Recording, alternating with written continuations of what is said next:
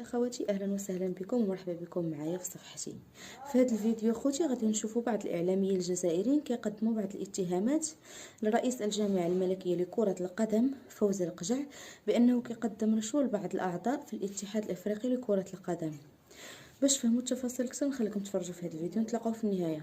كيف يمكن أن نصل بدون ما تقول أن نبوس اليدين مثل ما تقول أو أشياء أخرى غير أخلاقية؟ أنت تقول لي أنت الآن أمام لوبي حقيقي، تقول لي مغربي، شوف. وأنت الآن أمام عصابة حقيقية في إفريقيا. نعم. الآن كيف نواجه هذه العصابة الحقيقية؟ الشلماني راح بطائرة على الخطوط التونسية ووصل إلى كازابلانكا. نعم. ودا دراهم، شوف دا دراهم كبار. إلا في كورومبي tous les membres de la tous les membres de l'Assemblée de la Confédération africaine du football. En général, c'est le mal profond du football. هذا هو السوسة الكبيرة تاع كرة القدم. اليوم نحصلوا on porte le chapeau sur زفزاف.